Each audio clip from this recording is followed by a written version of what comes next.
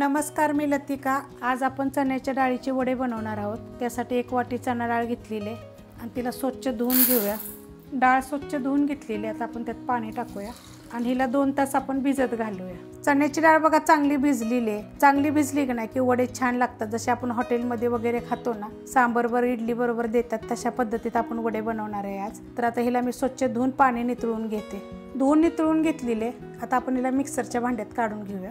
आता ही डाळ बघा मी मिक्सरच्या भांड्यात काढून घेतलेली आहे। त्याच्यामध्ये बघा सुक्या मिरच्या टाकणार आहेत। 1 कलरवाली आहे आणि 4 तिखटवाल्या मिरच्या आहेत। आल्याचे तुकडे घेतलेत बघा 2 हिरव्या मिरच्या घेतलेल्या आहेत। 7 ते 8 लसणाच्या पाकळ्या घेतलेल्या आहेत आणि जिरे अर्धा चमचा। आता हे आपण मिक्सरला आबडधोबड करून घ्यायचे। जास्त एकदम असं बारीक असं करायचं नाहीये। बारीक करून घेतले बघा। तर बघा आपल्याला जास्त बारीक नाही पाहिजे, असं झालं पाहिजे। एखादी जर डाळ जर राहिली ना तर अजून छान असं लागतं। दरदर जर पाहिजे बघा, हे दरदर झालेलं आहे, अशा पद्धतीत पाहिजे आपल्याला। डाळ वाडग्यामध्ये काढून घेतलेली अशी डाळ झाली पाहिजे बघा। काय होतं माहिती आहे का, कधी कधी एखादी डाळ चणा डाळ तशीच राहते, तरी काय हरकत नाहीये, पण आपल्याला थोडीशी दरदरी अशी पाहिजे। आता ह्याच्यामध्ये बघा 1 मोठ्या आकाराचा कांदा एकदम बारीक असा कापलेला आहे। थोडासा कढीपत्ता टाकायचे। कोथिंबीर बघा मी कापून घेतलेली आहे बारीक, जर आपण जास्त टाकूया कारण वड्याला ना चव छान येते कोथिंबीरमुळे। आणि चवीनुसार मीठ आणि हे सगळं आपण मिक्स करून घेऊया। मिक्स करून घेतलंय बघा, सगळं एकजीव झालेलं आहे चांगलं। आणि लगेच बनवायला घेऊया आपण।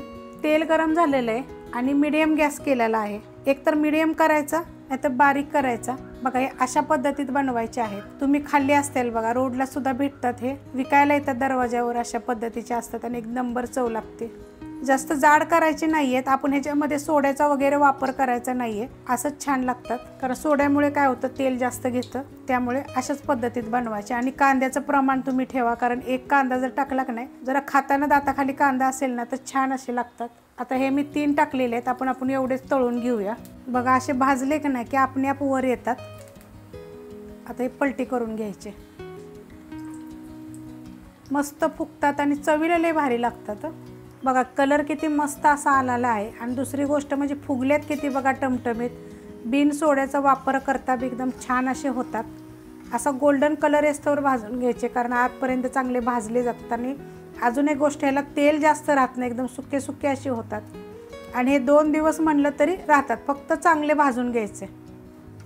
हे बघा प्लेटमध्ये दाखवते, एकदम मस्त असे भाजलेले आहेत। अशा पद्धतीने मी सगळे बनवून घेते। रेसिपी आवडली की लाईक करा, सबस्क्राईब करा, कमेंट करा आणि शेअर बी करा।